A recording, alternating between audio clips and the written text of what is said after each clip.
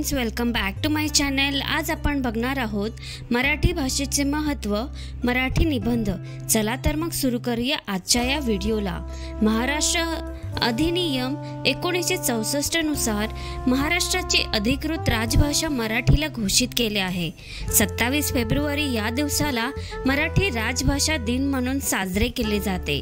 या दिवशी साहित्यातील सर्वोच्च ज्ञानपीठ पुरस्कार मिळवणारे ज्येष्ठ कवी श्री विष्णू वामन शिरवाडकर उर्फ कुसुमाग्रज यांचा जन्म झाला होता। कुसुमाग्रज यांनी महाराष्ट्राच्या सांस्कृतिक क्षेत्रामध्ये मोलाचे योगदान दिले आहे। त्यांनी मराठी भाषेला ज्ञानभाषा बनवण्यासाठी अथक परिश्रम घेतले आहेत।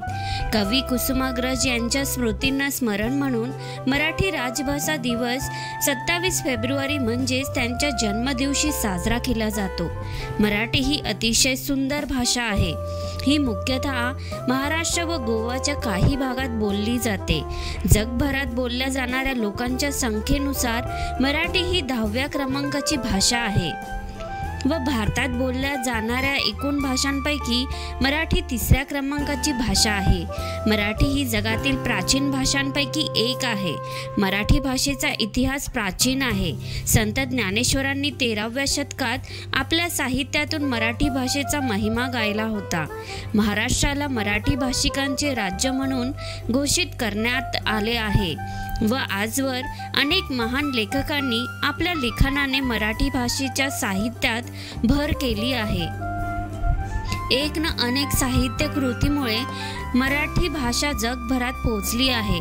2011च्या जनगणनेनुसार भारतात मराठी भाषिकांची एकूण संख्या 9 कोटी आहे। मराठी भाषेचे महत्त्व हे शब्दात वर्णन करणे फार कठीण आहे।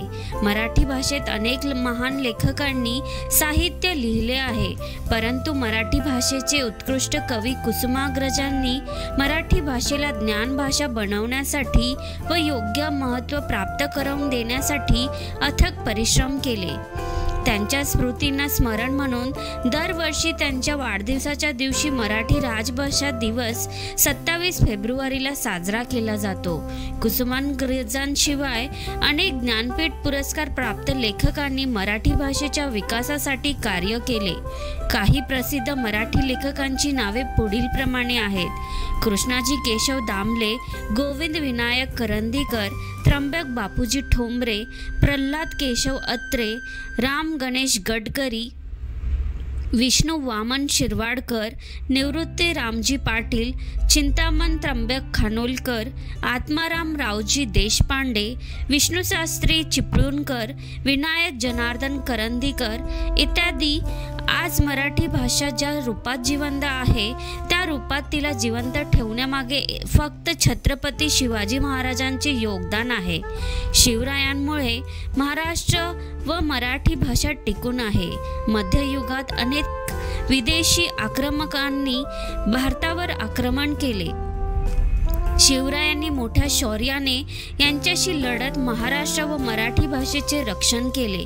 मराठी ही आपल्यासाठी केवळ एक भाषा नसून ममतेचे, वात्सल्याचे आणि संस्कारांचे बोल आहेत। जसे आईचे बोल लेकरासाठी हळूवार आणि प्रेमळ असतात व वेळ प्रसंगी जी आई मुलाच्या चांगल्यासाठी कठोर शब्दही बोलते, तशीच आपली मराठी भाषा आहे। तिच्या शब्दाची शक्ती प्रचंड आहे। जागतिकीकरणाच्या या स्पर्धेत आपण आपली मराठी भाषा विसरू नये अशी माझी इच्छा आहे।